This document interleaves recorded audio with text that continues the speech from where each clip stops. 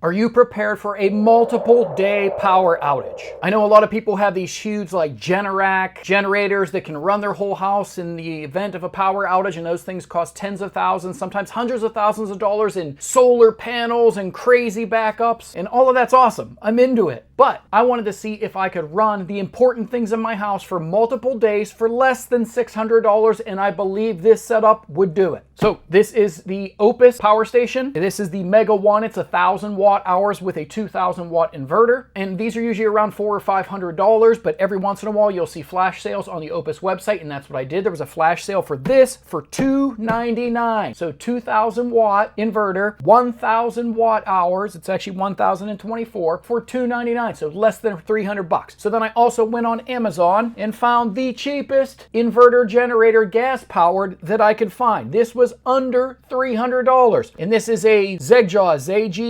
ZG2400. It's 2400 peak, but I believe it runs at 1800 watts. So how could this run your essentials for days and days? Well, it's simple. If you bought a gas generator and you wanted to run some things off it, so this is 1800 watts. You could run 1800 watts worth of things, but you would have to start this generator up and let it run the entire time you're running your refrigerator and your furnace, for example. So you have this loud thing running, you have the window open to pass the electrical cord in or the door open, and this tank only holds a little bit of gas. So you're probably only gonna get about 4 or 5 hours of runtime. Then you're gonna have to go outside, refill the gas tank, go to the gas station, make sure you have lots of gas on backup so that you can continuously run this for days. Now it would be loud, it would be obnoxious, and it would be expensive on gasoline, and it would be just plain annoying to get up once or twice in the middle of the night to have to refill this in order to keep running your furnace or your refrigerator. So that's where a portable power station comes in. Essentially, if you're not familiar with these, it's just a big battery. So you can plug this into the wall and fill the battery up, and it'll store 1,000 watt hours. So let's say your refrigerator averages 100 watts, which is what mine does. So at 100 watts, this will run for just about 10 hours. Now these things aren't perfectly 100% efficient, so you're gonna lose some of that power. So out of a 1,000 watt hour battery, you're probably only going to get about 800 or 900, let's say 900. So this would run a 100 watt refrigerator continuously for 9 hours. Now the beautiful thing about a refrigerator is it doesn't run continuously. When the compressor comes on, it's at 100 watts. And when the compressor turns off, it's at about 8.5 watts, and it'll stay at 8.5 watts for sometimes a half an hour, 45 minutes,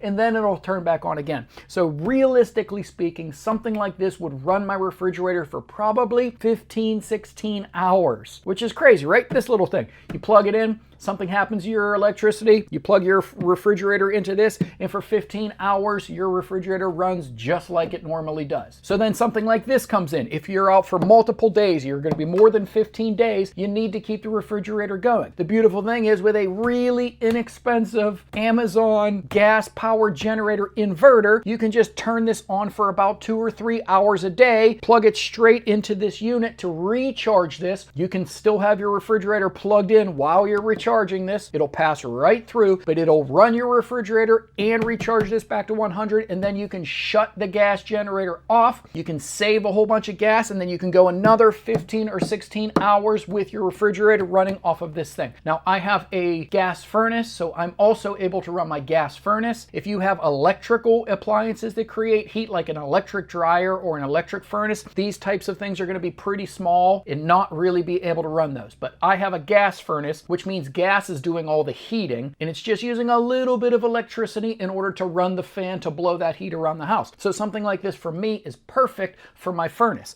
My furnace runs at about 300 watts. And again, it's just like a refrigerator where it's not continuously. My heater will turn on, blow some warm air, and then it'll shut off and run at about 30 watts. Then it'll turn on, run at 300 watts while it's blowing air, and then at 30 watts. So let's say my furnace is running half of the hour at 300 watts. So let's say it's running around 150 watts per hour on average. That means I would get over 6 hours of runtime on my furnace using this unit. And the beautiful thing is a lot of these are expandable. You can get an extra battery. So if you want to go more than 6 hours and you get another battery on this, you can expand that up to 18 hours. And then you can get another battery and expand it even further. So essentially with a unit like this, you can quietly and efficiently run the important things in your house. Like I would run my refrigerator, refrigerator, my furnace, my Wi-Fi, maybe a small LED light, and then I would keep my laptops and cell phones charged up. And if you get a big enough unit, you can maybe only have to use your gas generator once a day to refill that unit. If I'm going to do my furnace and my refrigerator and my Wi-Fi and lots of other things, I would probably only get like 5 or 6 hours out of this, which is great in a normal power down situation where the electricity comes back on pretty quickly. But if I went multiple days, then I would have to run the gas generator a few times a day in order to charge up the battery. But these also take solar. So if it's a sunny day, I can plug in some solar. And again, I can have the solar plugged in at the exact same time I'm still using my refrigerator. And I can also use solar to try to build this back up, maybe reducing the amount of time I actually have to use the gas generator. So this is